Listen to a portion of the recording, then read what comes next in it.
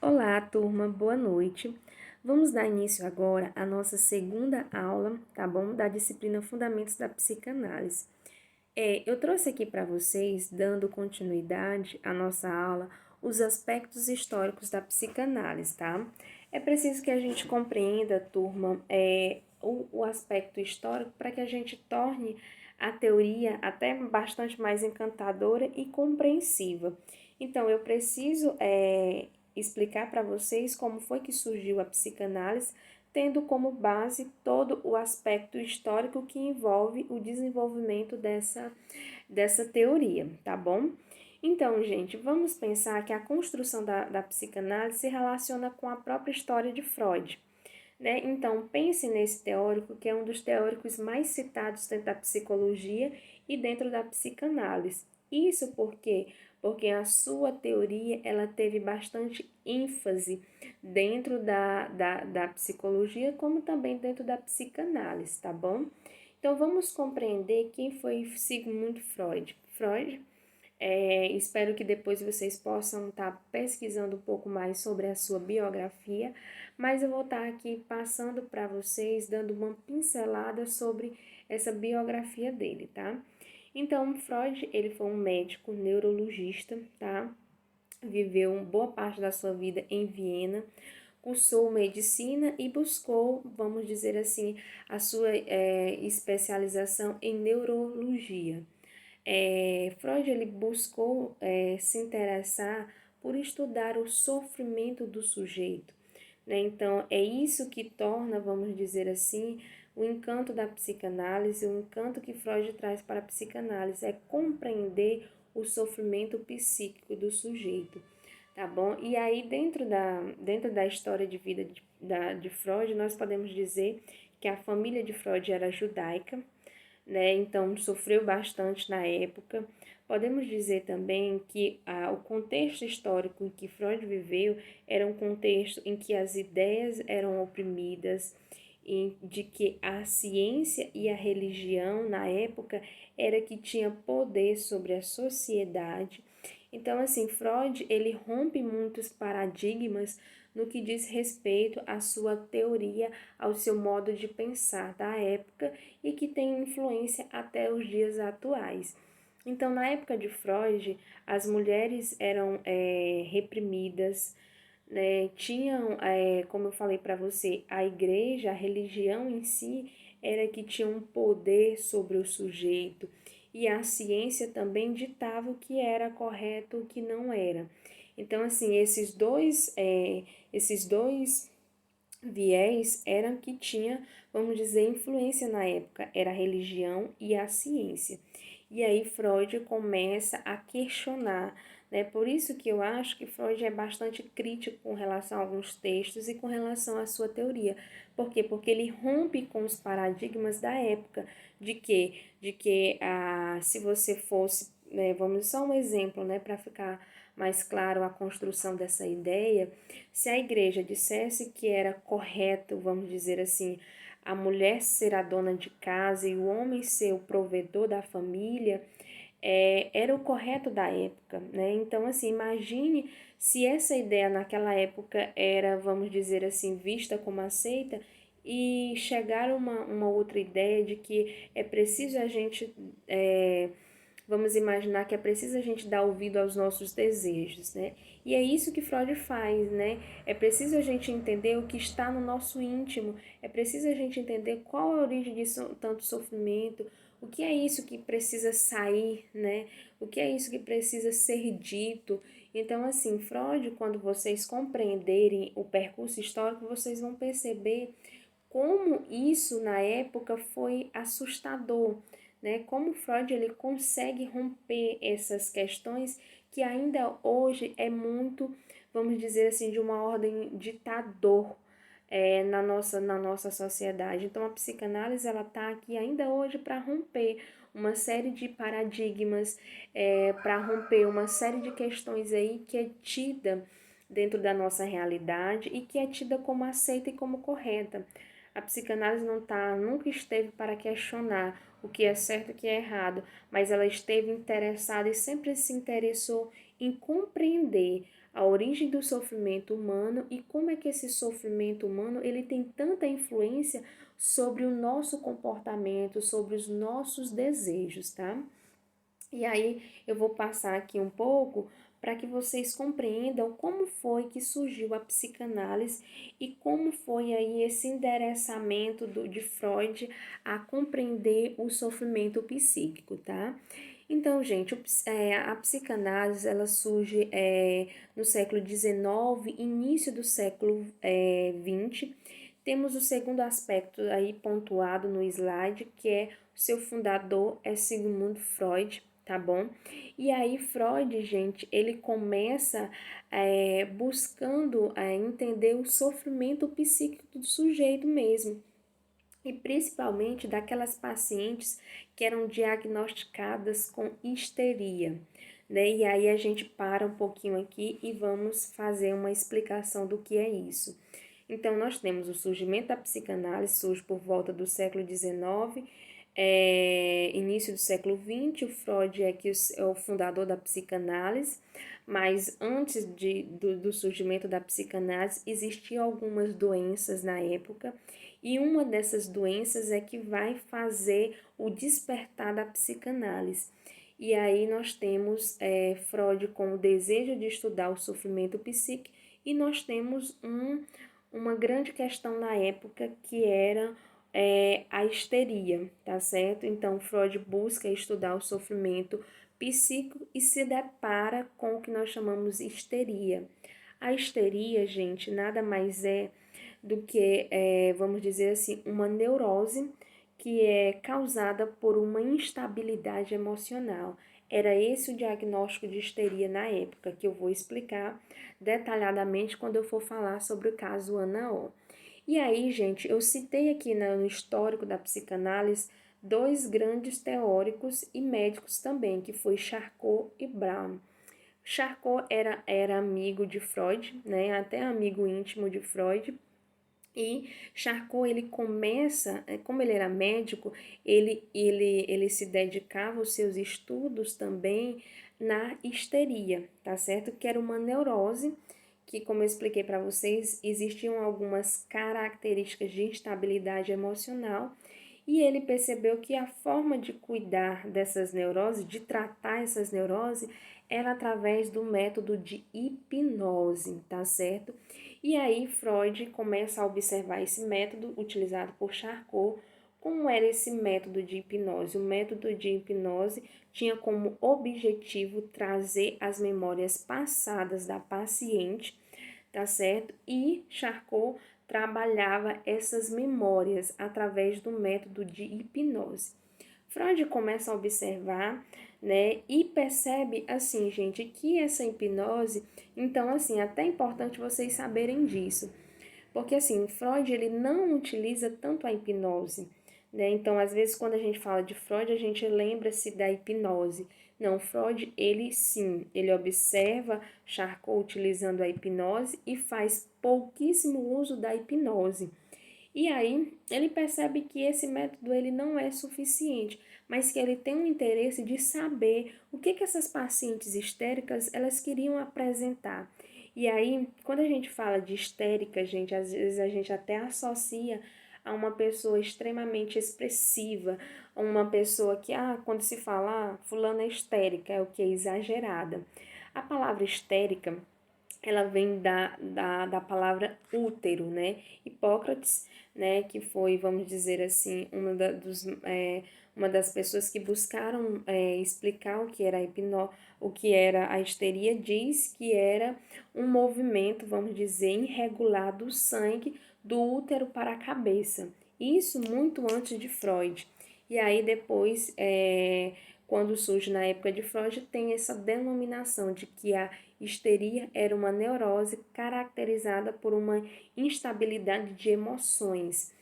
E aí, né, Charcot utiliza esse método e Freud diz, não, eu acho que não é interessante esse método, e aí começa a se juntar com Brown, que era um outro médico da época e era médico da família e que também utilizava, vamos dizer, do método de hipnose para trabalhar essas pacientes histéricas, né, que tinham uma questão aí emocional. Só que aí Freud, como ele era bastante crítico, né, ele discorda de Brown em uma questão e aí faz esse rompimento. Brown vai dizer que a histeria ela tem um cunho fisiológico, ou seja, ela tem uma origem fisiológica. E Freud vai dizer que não, que a histeria ela tem um cunho psicológico, ou seja, tem um cunho emocional aí que envolve essa doença. Então, gente, como eu expliquei para vocês, né, eu sei que tem muitas informações aí que estão sendo dadas, mas eu vou estar aqui buscando trazer de uma forma bastante simples para que vocês não se percam nesse meio de informações, né? Então, vamos só fazer uma retrospectiva, tá bom? Surgimento da psicanálise, século XIX, início do século de século XIX, início do século XX, temos como fundador Freud. Freud começa a se interessar pelo sofrimento psíquico do sujeito e começa a se juntar com grandes médicos da época, inclusive Charcot, que vai perceber que um dos tratamentos para a histeria era a hipnose e Brown dá continuidade a isso, né? E aí Brown ele utiliza também na época o que nós chamamos método catártico, que é um método terapêutico que busca uma descarga emocional de conteúdos latentes da paciente, né? Então, assim, Brown utilizou desse método para trabalhar a histeria. Professora, a senhora falou bastante sobre o que é a histeria, mas me explique mesmo o que é essa histeria, né? Porque você deu um conceito. Na época, gente, a histeria era caracterizada como uma doença que o sujeito apresentava vários sintomas, inclusive a dormência de determinados músculos e não se tinha uma explicação anatômica que pudesse, vamos dizer assim, comprovar que aquela dormência daquele músculo era causado por uma lesão. Não existia isso. E aí, foi aí que veio o surgimento da psicanálise, quando Brown repassa o caso de Anao para Freud, que na verdade passa também por Charcot, né? Mas é Brown que vai, vamos dizer assim, dar o pontapé inicial no sentido de compreender o caso e depois passa para Freud. E Freud, com o caso Anao, dá início à psicanálise, né? E aí, gente, vamos aqui compreender isso de uma maneira agora mais resumida. Bom, o caso Anao, gente, é o caso de uma mulher de 21 anos chamada Beta Pappenheim. Esse é o nome verdadeiro dela, tá bom? Na época, ela iniciou seu tratamento com Brown, mas Brown, ela teve um processo de transferência muito grande com Brown e acreditava estava grávida dele, e aí Brown percebeu que isso interferia muito na forma de tratamento e repassou o caso para Freud. E aí Freud, observando em um dado momento, né, quando eles vão repassar esse caso, de que Beta, ela tinha aí algumas questões que precisavam ser ouvidas.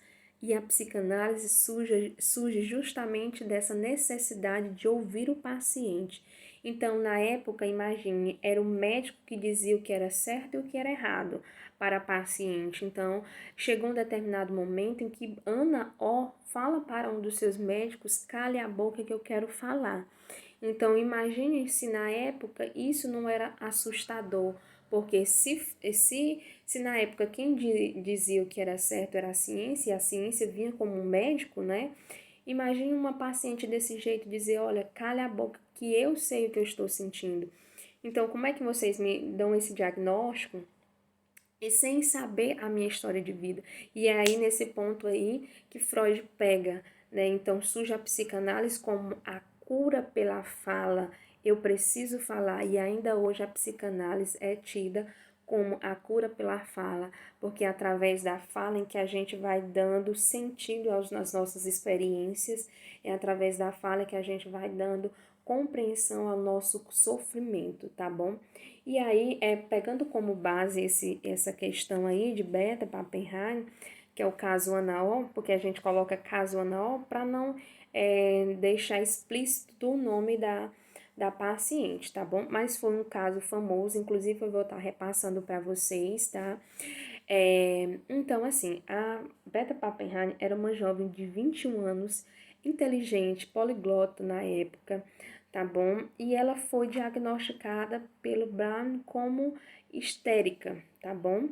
Ela era uma moradora, né, vamos dizer assim, bastante de uma família judaica e ortodoxa, né? Então, assim, ela apresentava, de acordo com os estudos do caso, 157, gente, sintomas diferentes. Eu vou citar aqui alguns deles para que vocês compreendam como era tida a histeria. Ela apresentava mutismo, ou seja, não falava, não engolia, não comia, ela apresentava dormência em uma parte do seu corpo, né? Então, assim, isso era, assim,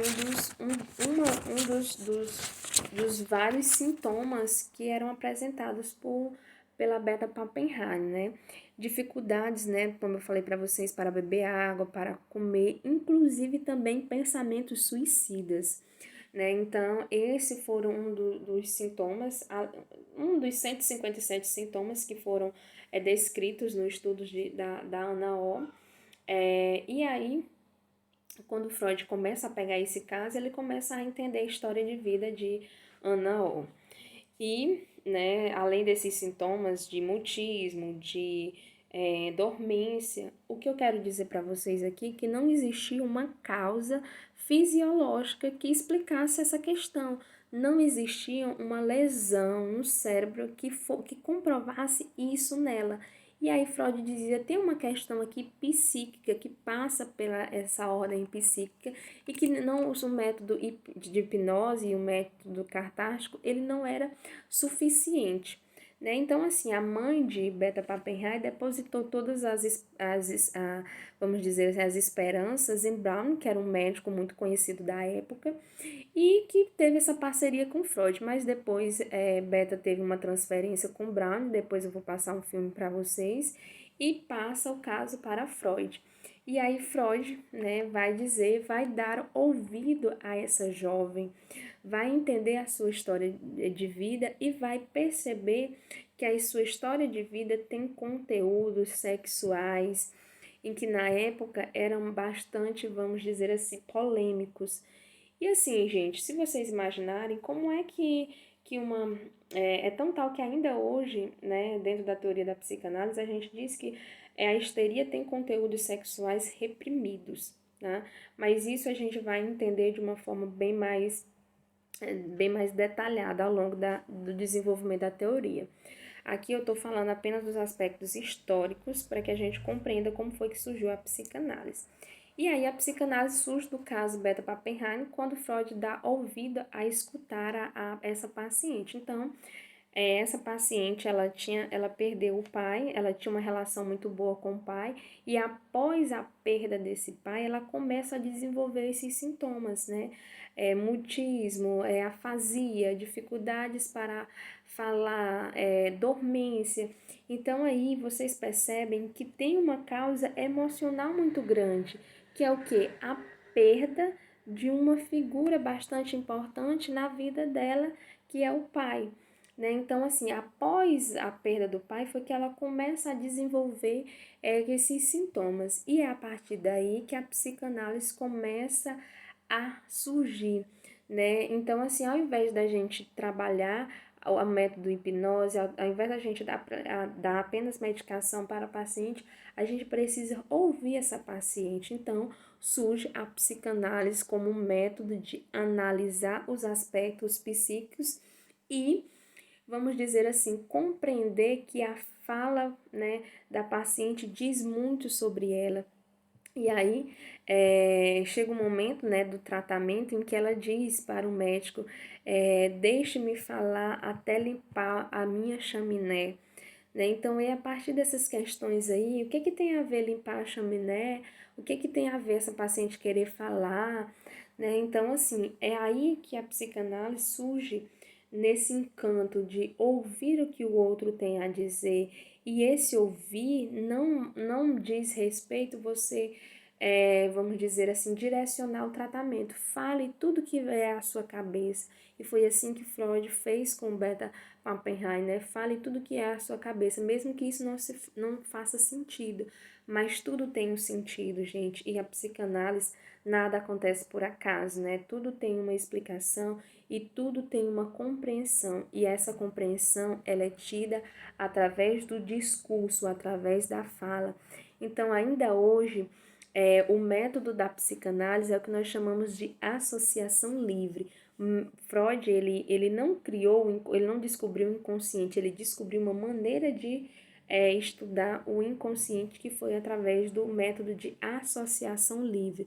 O que é esse método de associação livre foi o que ele utilizou com a Ana O, que é o que? Fale livremente sobre suas angústias, e aí a partir dessa fala ela vai dando sentido às suas vivências, ela vai dando sentido e compreendendo toda essa angústia.